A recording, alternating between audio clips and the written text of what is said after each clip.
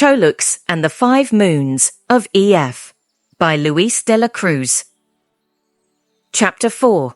The Moons of EF. Now I'm going to go buy you some new clothes downtown. What do you think? Please don't try to run away, though. I'll take care of you, Gary continued. Leo's eyes widened.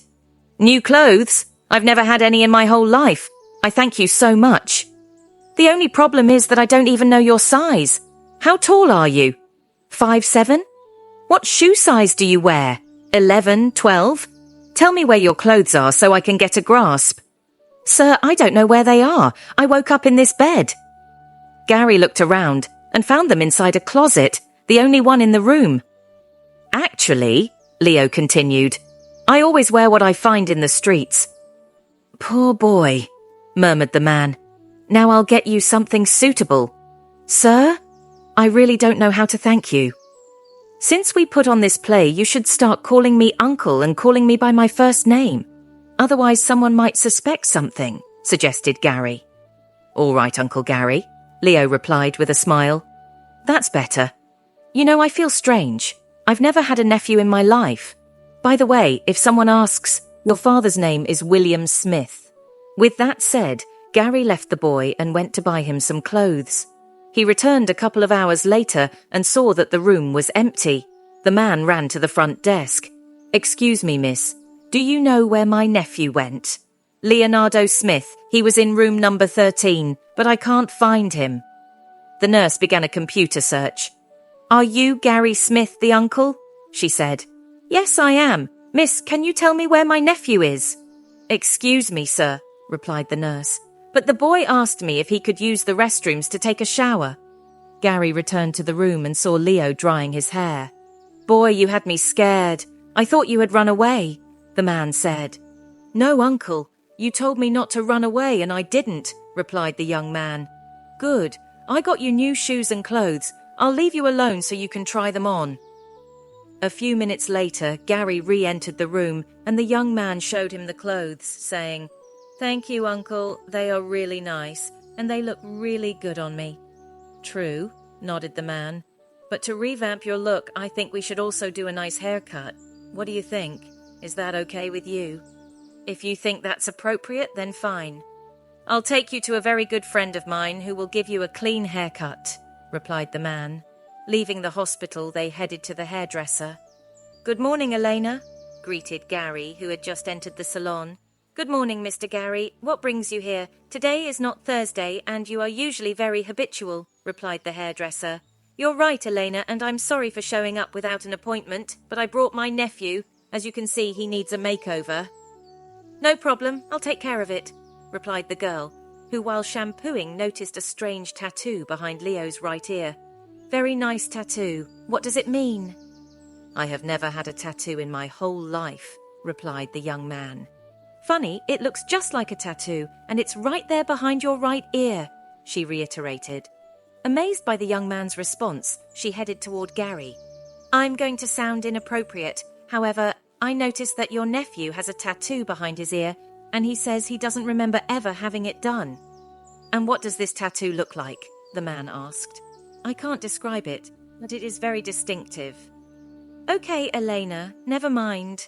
Thank you for telling me. Surely it won't be anything important. Just be sure to give him a good cut. When they had finished at the hairdresser's, Gary suggested that Leo should return to the boutique to buy more clothes. Yes, thank you, if it's not a problem. As they were picking out clothes, Gary once again asked him the usual question. Sorry to insist, but do you really not remember anything at all about last night? No, Uncle, I don't remember anything. Leaving the store, the two headed for Gary's house. Uncle, where do you live? We're right in the city centre. I live here in De Ferrari Square. Once in Gary's apartment, two cats approached them. Take it easy, guys. We have visitors, said the man. Then he grabbed some kibble and put it in the bowls. Leo, meanwhile, was still outside the door. Come on in, boy. Make yourself at home. Leo obeyed and began to look around. He noticed that there were indeed many books, and then an antique desk, and also an old medieval suit of armour. What do you say? Do you like your new home? Asked Gary to the young man. Of course, but there are lots and lots and lots of books here. It looks more like a library than a house. Gary smiled. It's true, Leo. I am fond of reading, as you see, and I never get tired of reading. Leo, looking around, noticed that there was no electronic equipment and asked shyly, I see there are no televisions, phones, computers. By any chance, do you not like them? I don't like to be disturbed while reading. I prefer to have a light and quiet life when I leave work. And you, boy, do you like reading? Sometimes, Uncle, Leo replied. Good. Here you have all the books you want. You can indulge yourself. I'll show you your room now. Come and see. Leo gasped and exclaimed, It's really huge. At the moment, it's your room, but now I have to leave you. I have an appointment with someone. Leaving, the man headed to the bar to see if Marco had found the pendant.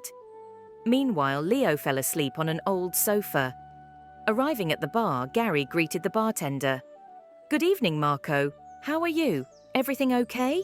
Did you find that pendant again by any chance? Good evening, Mr. Gary. I was a little worried because it's 5 o'clock and you are usually here by now. Anyway, no. I'm sorry, but we haven't found it. Oh, too bad. All right, I'll have a quick beer and run off then. Gary drained his mug quickly, then returned home. As soon as he opened the door, he noticed that the boy was sleeping. Seeing him so tenderly curled up in the fetal position, he grabbed a blanket and quietly walked over to him in order to not wake him up.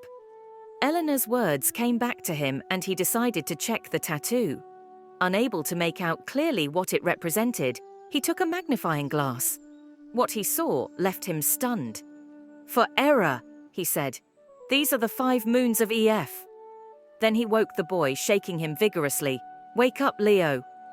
The young man woke up and, startled, said, Uncle, did something happen? No, nothing happened, but I need you to tell me the truth about that tattoo. But I have never done any tattoo, believe me. That's surprising, replied the man. The one you have tattooed behind your ear looks like the astral map of EF. Chapter 5, Strange Coincidences. Sorry, Uncle, but I don't know what you're talking about, replied the young man, still a little bewildered. Never mind.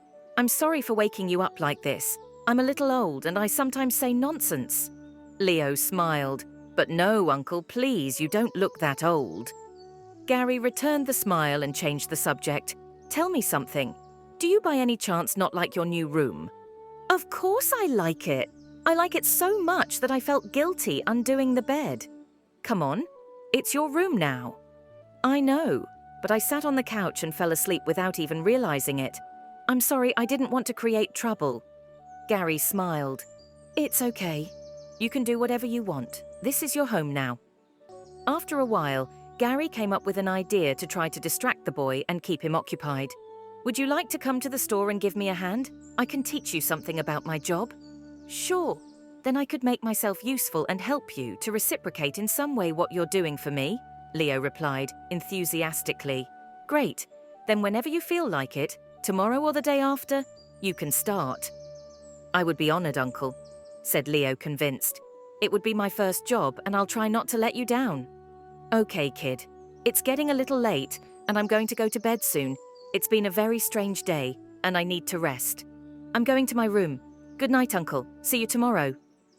Gary, very intrigued from the boy's tattoo, decided to contact Paolo Fontana, an old friend of his who was a private investigator. He went to his office and went to his desk. Then he took pen and paper and began to write. Dear Paolo, first of all, I hope you are well. If it is not too much trouble and you are not busy down in Rome, I would need a favor.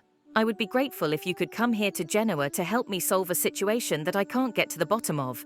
It is one of those cases that only you can unravel. I look forward to hearing from you. A hug and see you soon, your friend Gary. Finished writing, the man headed for his room and noticed that the lights in Leo's room were still on. He walked over and knocked on the door. Sorry, Leo, are you still awake? Yes, Uncle. Can I help you? Yes, I need a favor. I left a letter on my desk. Would you be so kind as to go and mail it tomorrow morning? Priority mail. I want it to arrive in one day. Certainly, Uncle, replied the boy. How come you still have the lights on? Continued the man. By any chance, can't you sleep? If it's not a problem, I prefer to leave them on. I'm afraid of the dark, replied the boy. Don't worry. You're at home now and you can do what you want. Good night. See you tomorrow, Leo. Good night, Uncle. The next day, Leo woke up and looked for his uncle. Not finding him, he went to the kitchen and saw that breakfast was already ready on the table. Next to it was a note and some money. Good morning, dear Leo. As soon as you have mailed the letter, join me in the store. See you later. Meanwhile, in the store, Gary was talking to a close Neapolitan friend of his, Salvatore Petruzzi. What can I do for you, compa? I need some documents. I have taken in a 15-year-old boy, a homeless male, and I would like to have him listed as my nephew, the man replied. Heh heh, chuckled the other. You know it's a piece of cake for me. Okay, so how long will it take? I would need a British passport. A week. Then you know it's no problem. I'll do a good job. Anything for you, Gary? Make sure they look like real documents, and most importantly, you should make everything show up in the digital records as well, Gary added. You get me 4 passport-size photos of the boy, a blank sheet with his fingerprints and a signature, then I'll take care of it. Oh, and the details you want to show up on the passport, of course. First name, last name, date and place of birth. The usual stuff. You know it's going to cost you a lot, right? Money is not a problem for me, you know, Gary reassured him. Okay, the sooner you get me what I asked for, the sooner you'll get your passport. Goodbye. With that said, Salvatore walked out of the store. A few minutes later, Leo arrived. Good morning, young man. Did you send the letter? Yes, Uncle. Come on, I'll show you the store and show you what my job consists of. Leo noticed that the place was also filled with books, and the store had a large collection of antiques. Gee, Uncle, you really have a lot of nice things in here, but you're really obsessed with books, he exclaimed. Of course. I have to inquire about the origin of the antiques I buy, and for that I have to keep up to date with books, replied the man, smiling. And have you read them all, Uncle? Yes, boy. It's part of my job, and if you want to stay and work here, you'll have to do it too. I'll do my best, though actually reading isn't really my thing. I'm a bit lazy. Gary stood thinking about it for a few moments. I'm sorry, he finally said. I guess because you've been living on the streets for the past few years, you haven't been attending school, and I also imagine it makes you a little uncomfortable. I have an idea. I know a girl who is your age. She is the daughter of a good friend of mine, and she is really good at school. She could help you out. Do you agree? As long as you are in the store, you could take advantage of it. Not that many people come here. That's fine, Uncle. When should I start? Even right now if you want. I'll leave you alone for a moment now. She lives nearby. I'll go talk to her and see if she's available, but I think so, since until September the schools are closed. As Gary exited the store, Leo took a look around. There were antique chandeliers, statues, vases. He didn't know the value of all that stuff, but he decided to commit to helping out anyway. Half an hour later, Gary arrived with the girl. Leo, distracted by everything around him, did not notice their presence. Good morning, I am Shala, exclaimed the young woman. Leo turned around and was taken aback as if bewitched. He lost himself in the gaze of the girl with emerald green eyes and long black hair. He was frozen, unable to say a single word. She, realizing this, blushed all over. Gary, understanding the situation, tried to pull Leo out of that embarrassment. Here, Shala. This is my grandson, Leo. He could use some help. He fell behind in his studies due to my brother William, who's always traveling. But can he speak? Exclaimed the girl. Yes, excuse me, my name is Leo, he promptly replied. And to make up for the embarrassment, he told her that he was overthinking. Okay, all right. So what subject can I help you with? A little bit in everything, actually. Traveling a lot. I haven't been able to attend school and I've fallen behind quite a bit. What equipment do you need? Intervened Gary. You know, my grandson doesn't have anything with him. Well, a notebook and a pen will do just fine. I mean, anything where he can take notes, Shala replied. And when would you be available to start? Asked Gary. Even at this very moment if he wants. Gary stayed and thought about it for a while. I'll tell you what, Since I'd like to buy my grandson some notebooks, if it's okay with you, I'll see you in the afternoon by 3 o'clock. Let's start with 1 hour a day. Then maybe as we go, we'll increase. Is that okay? Yes, of course, Mr. Smith. So, Leo, I'll see you this afternoon. See you later. When Shala was gone, Gary said to the boy, "Give me a hand setting up this old desk. You will use it for studying." Once everything was set up, the man suggested that the young man go get the school supplies. So they closed the store and headed to a bookstore that also sold school equipment. "Good morning, Mrs. Anna. How are you?" greeted Gary. "Good morning, Mr. Smith. It's been a long time since I've seen you. How are your wonderful cats?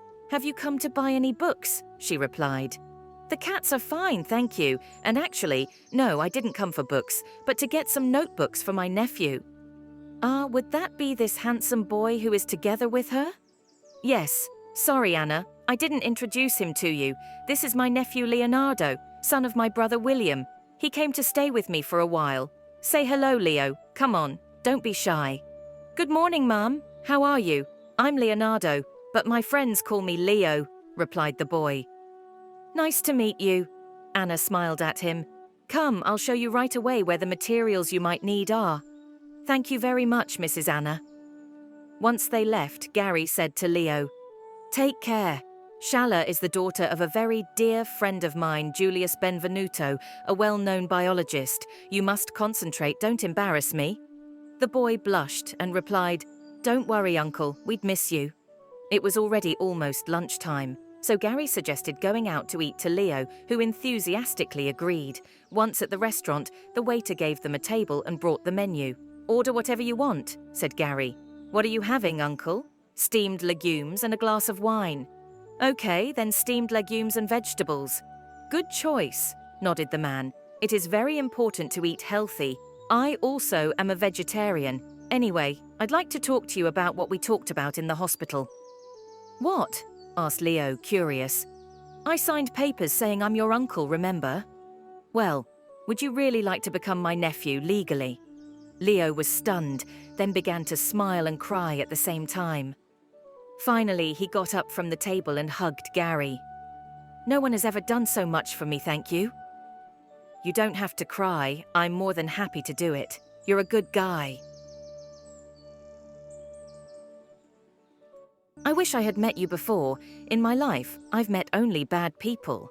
Finished eating, Gary reminded Leo that they had an appointment with Shala at 3 o'clock in the afternoon.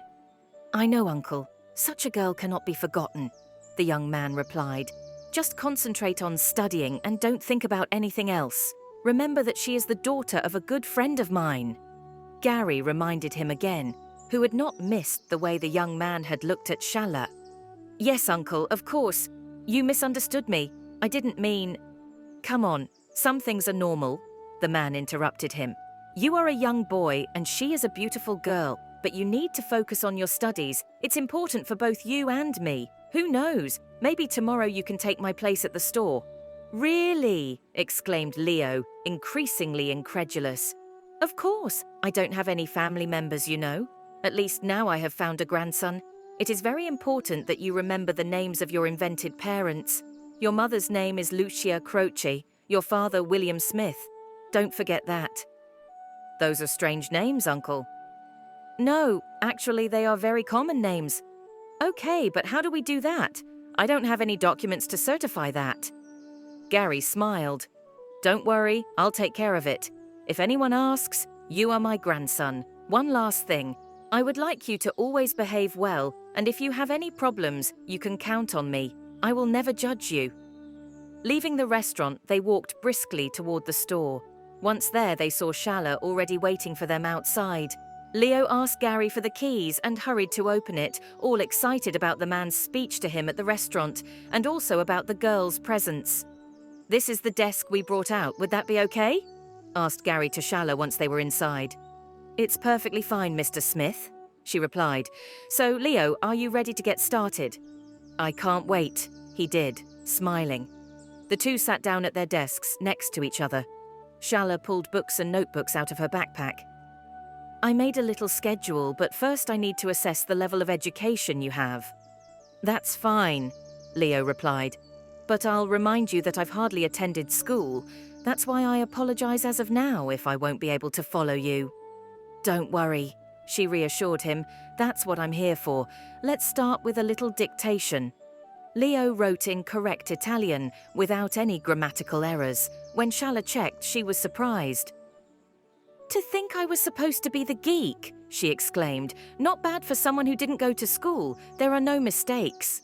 Leo turned all red, smiled and thanked her for the compliment. Shala, as she returned his notebook, noticed the boy's strange tattoo. "My father, if I got a tattoo like that, he would kill me. Anyway, it's very beautiful." "I don't even remember what it looks like," Leo replied, a little hesitantly. Then Shala took out her cell phone and took a flash picture of him. Gary, noticing the light, raised his voice and said, No, guys, I'm sorry, but I don't want to see these things in here. Shala, please, if you have to use the phone, use it out of here, thank you." The girl, mortified, replied, "I'm sorry, Mr. Smith, it won't happen again." "I didn't know he would react like that," Leo murmured to her in a low voice. "He must really hate phones. He thinks he doesn't even have any at home. Anyway, you can show me the picture later." "No problem," she replied, winking at him. Then, realizing that an hour and a half had passed, she added, "It's getting a little late and I should leave. If it's okay with you, we can continue tomorrow." Shala got up and reached the door. "So bye, Leo, and goodbye, Mr. Smith. See you tomorrow and have a good evening." Gary stopped her, took out his wallet and gave her 100 euros. Shala tried to refuse that money, but Gary insisted. "Put it aside for studies. Consider it a small advance on my gift. Then when you're done with Leo, I'll see if I can repay you properly." Shala thanked her father's old friend and left, all happy. Leo approached his uncle and said, "She's really good. I had a really good time." "I guess," chuckled Gary. "I could tell you liked it. What do you think? But you must focus on the books. One thing, today you have to go for passport photos. There's a studio nearby." Then the man took out his wallet again and gave the boy more money. "Uncle, will you give me 100 euros for some photos?" "What's left over you put aside," Gary replied. "That way, if you want to go out, you have something to spend. You don't have to stay here all day. For the time being, you do half a day of work to learn, the other half day you study, and then you are free to go out with your friends if you have any. The important thing is that you don't spend that money to buy drugs, okay?" "I thank you so much, Uncle," Leo replied. "I don't have any friends here, and the ones I know aren't nice people. Don't worry, I'm done with drugs and also with dealers and bad people." At those words, Gary's face lit up. "Good, I'm proud of you. Learn to recognize who are and who are not the people you can trust. If anything, I'll ask Shala to introduce you to her friends so you can all go out together." With that said, Gary pulled out a blank sheet of paper and a pen. "So, Leo, here you have to put your signature, with which you must always sign from now on." "I wouldn't know how to do that," Leo replied a little hesitantly. "The thing is, I've never signed anything before. I'm going to take my picture and then rehearse." "Okay, I'll get your fingerprints in the meantime," replied the uncle, pulling out another sheet of paper and some ink. The boy did as the man told him, then set off to take the pictures. As he exited the studio, he heard a voice calling to him. "Hey bro, stop for a second."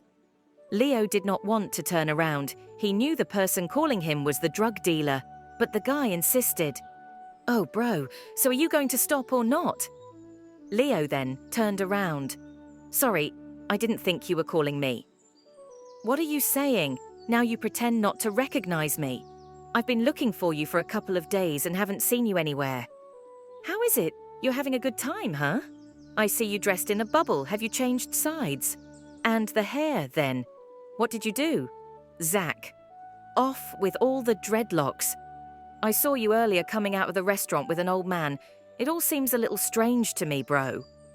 "What on earth are you implying?" exclaimed Leo, furious. "That's my uncle." "Whatever. Anyway, if you don't come to me, I'll come to you," said the dealer. "Leave me alone. I don't want anything to do with you," Leo replied. "Oh yeah? What if I tell the old man that you sold this back to me?" retorted the drug dealer, pulling the pendant out of his pocket. Leo was surprised, then reacted angrily. "Give it to me. That's my uncle's now. He was looking for it. How did you get it?" The pusher, with a wicked grin, answered him. "Ha ha! What are you saying? Can't you see that I have it now? It's mine now.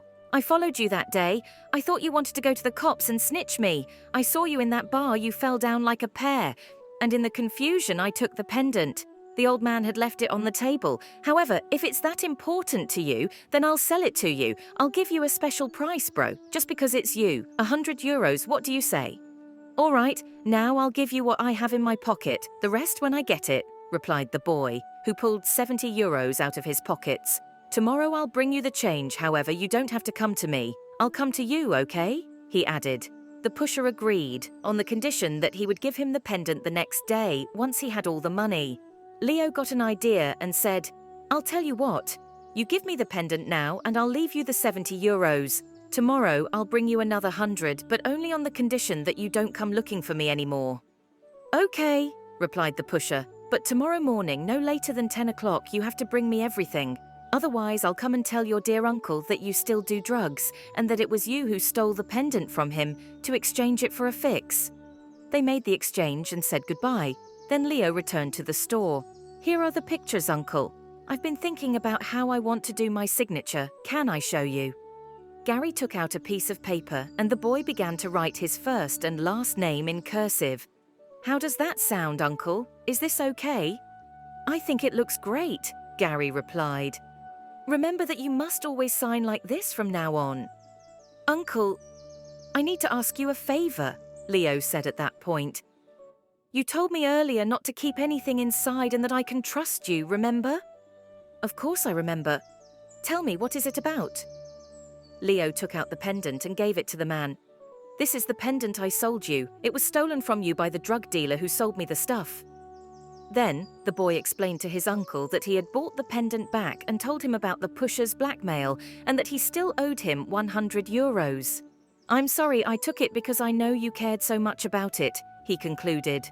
"I am overjoyed at what you did," the man replied. "It's not just because of the pendant, but because of the trust you placed in me. Here's the €100 you need for tomorrow. Give him the money and please never see him again." Leo, excited, began to cry and hugged him tightly. "You'd better go rest at home. Maybe you've had too much excitement for today," Gary said. When Leo said goodbye, the man took out the pendant, and looking closely at it, he saw his real image reflected on the store counter. He smiled and murmured, "Could it be that this is really the jewel that adorned Isia's tiara? Could it be that Leo is the chosen one?" Gary noticed something. As long as Leo was nearby, if he looked at himself reflected in the pendant, he saw a cat. When the boy turned away to go home, his became the reflection of an ordinary person again. "I have to figure out who he really is," Gary murmured. "If he really is the chosen one, it will be a challenge to make him understand, but I can't give up." Then the man decided to go to the bar to celebrate. "Good evening, Marco. Please bring me a pint mug of beer." "Good evening, Mr. Gary. You look very happy from your face. Anyway, yes, certainly. I'll bring it to you right away." "I'm really happy. I found my grandson Leo again and I want to celebrate in a big way," Gary replied. "By the way, thanks to my nephew, I found that famous pendant I thought I had lost. That boy is very smart for such a young man. Here's to you, Marco, and pour drinks for all the people in here. My treat. Guys, all together, let's have a toast to humanity," Gary joyfully concluded. "To humanity, cheers," replied the patrons in chorus. Several rounds of beer later, Gary, a bit drunk, did nothing but talk about his nephew. Marco, seeing him like this, decided to stop giving him drinks, and he took him home. "Ooh, Marco, how much did I owe you?" asked the man. "We'll take care of the bill tomorrow," replied the bartender. "Right now, I'd better take you home." Marco asked one of his boys to cover for him for a moment behind the bar as he accompanied him. Once they arrived, Leo, upon seeing Gary in that state, was startled and said, "Uncle, how come you are in this condition? What happened to you? Anyway, thank you for accompanying him here. I hope he didn't cause any trouble," he added, turning to Marco. "You're welcome. Don't mention it. Your uncle is an old and dear friend of mine. I would do anything for him. So you are the famous found nephew," replied the bartender. "Yes, I am. Please, will you help me get him to bed?" After taking Gary to his room and laying him down, Leo greeted Marco. "Thank you very much. I'll take care of it now." Leo helped his uncle put on his pajamas as the man exclaimed, "I knew it was you! I knew it!" "Don't worry, Uncle. I'll take care of you now." He covered him with a blanket and went to bed as well. The next morning, Gary, a little embarrassed about what had happened, got up early and went straight to the store. Leo arrived later. "Uncle," he said, "I didn't know what had happened to you. I was worried I didn't hear you leave this morning." "I'm so sorry, boy, but I was so happy yesterday that I got carried away. You can't imagine how glad I am to have found you." "Actually, I'm the one who's happy to have found someone like you. However, tell me something I'm curious about. Yesterday you were whispering, 'I knew it was you.' What were you talking about?" Gary, still uncertain and not knowing how to explain the situation to him, replied, "Never mind. Maybe I went a little overboard with the beer. Rather remember to end the matter with the drug dealer once and for all." "Yes, I'll bring him the money now." Leo said goodbye to his uncle and went to the drug dealer, who when he saw him exclaimed, "What's good, bro? So did you bring me the cash? Don't get it too hot for me, let me see it." Leo pulled out the money. "Here's your money. Now leave me alone. If you want to end it with me, we have to smoke the last joint together, otherwise nothing gets done. Or do you want me to go tell all our stories to that old man there?" Leo, seeing that he had no other choice, gave in to yet another blackmail from the drug dealer and agreed. A few minutes later, having smoked the joint, the pusher said, "Nice, bro. Now we are at peace. Anyways, I'm always here. If you ever change your mind, you know where to find me." Leo returned to the store, where Shala was. She had shown up at Gary's store that morning under the excuse of wanting to confirm the afternoon class. She actually wanted to see Leo again. The boy, however, was all agitated, acting as if he had gone crazy due to the effects of the drugs. "Man, but you have wings! But how is that possible?" he said, almost screaming, addressing Shala. "What are you talking about, Leo? Have you gone crazy?" Gary asked him, concerned. But wait a minute. How is that possible? The talking cat again?" continued Leo. At that very moment, an ancient telephone placed on Gary's desk began to ring. Leo then took a leap and, all frightened, went to cower in a corner of the store. "But what's going on?" asked Shala, frightened. "Don't worry," replied Gary.